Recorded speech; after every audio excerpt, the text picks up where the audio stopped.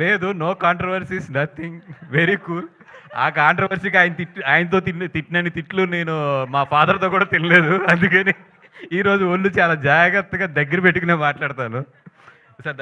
అందుకే tight shirt కూడా వేసుకొచ్చాను sir. Viral ఇమ్మంటారు, మళ్ళీ ఆయనే వైర్ పెట్టి కొడతారు తర్వాత. సో ఇంకొక అట్లీస్ట్ 4-5 నెలలు no virals, nothing, only viral ఫీవర్లు వస్తున్నాయి ఈ మధ్యలో. ఫస్ట్ ఆఫ్ ఆల్ ఈ సినిమా గురించి మాట్లాడాలి అంటే, దీక్షిత్ గారు నిన్న నైట్ అరవింద్ గారు అక్కడ ఎడిటింగ్ రూమ్లో ఉంటే లాస్ట్ హాఫ్ అన్ అవర్ వెళ్ళి నేను సినిమా చూడటం జరిగింది. అంటే సినిమా ముందు ఏంటి అన్నీ ఇంకా చూడలేదు కాబట్టి దాని గురించి మాట్లాడతాం కన్నా కూడా లాస్ట్ హాఫ్ అన్ అవర్ నేను చూసింది అయితే నాకు ఆయన అయితే బ్రెయిన్లోంచి పోవట్లేదు లాస్ట్ నైట్. అంటే నేను బయటకు వచ్చిన తర్వాత మీ మీద ఎంత కోపం వచ్చిందంటే ఆ క్యారెక్టర్లోని, అంటే ఏసైనా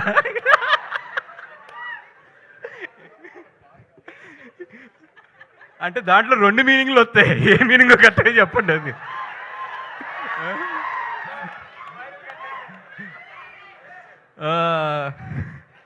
సరే సార్,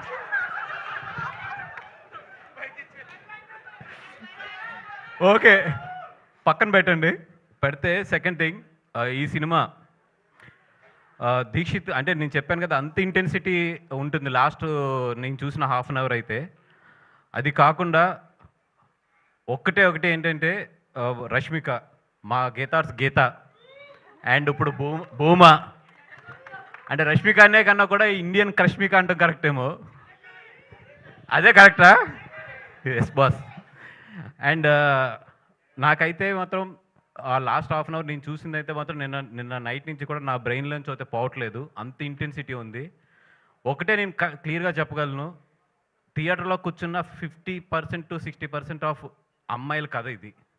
ఎందుకంటే చాలామంది అమ్మాయిలు ఎస్పెషల్లీ ఇంట్రోవర్ట్స్ ఎవరైతే ఉంటారో వాళ్ళందరికీ కూడా ఈ సినిమా చాలా బాగా కనెక్ట్ అవుతుంది. అబ్బాయిలు మీరు మాత్రం మీ గర్ల్ ఫ్రెండ్తో ఈ సినిమాకి వెళ్తే మాత్రం క్లైమాక్స్లో చాలా జాగ్రత్త. మీరు మంచి పర్ల అది ఉంది. మీరు సినిమా అయిపోయిన తర్వాత లేచేటప్పుడు మాత్రం చాలా జాగ్రత్త. ఎందుకంటే మిమ్మల్ని ఆ అమ్మాయి హగ్ చేసుకుందంటే మీరు చాలా మంచి బాయ్ ఫ్రెండ్. మిమ్మల్ని ఏమీ మాట్లాడకుండా సైలెంట్గా ఫాలో అవుతుందంటే మాత్రం మీరు డబల్ చెక్ చేసుకోండి.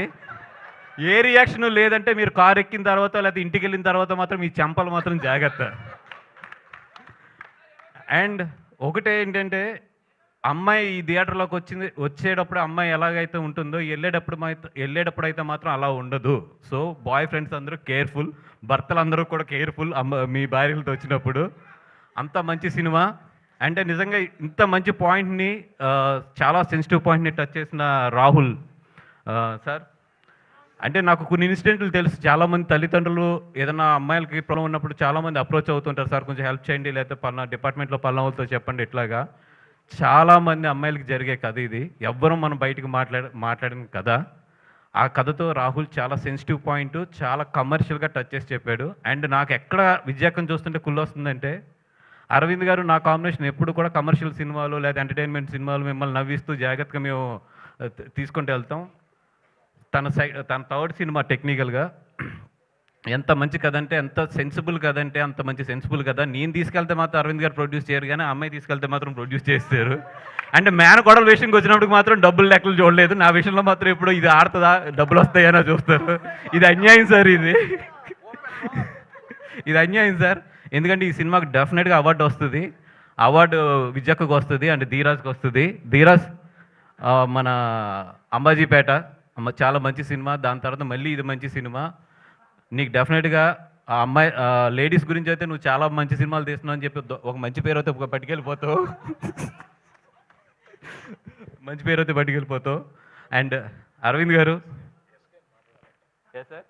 సార్, ఆడు ఎలాగా mike star sir, SKN mike star, ఆడు ఎలాగా మైకులు పగలు కొట్టేస్తాడు, స్పీకర్లు పగిలిపోతాయి, ఓపర్లు పగిలిపోతాయి, అన్నీ జరుగుతాయి. Yeah, thank you so much. SKN మాట్లాడాలన్నారంటే రే నీళ్ళు ఎంత తక్కువైంది వెనక్రమని చెప్పి ఆయన క్లారిటీగా చెప్పారు. Thank you so much, bye.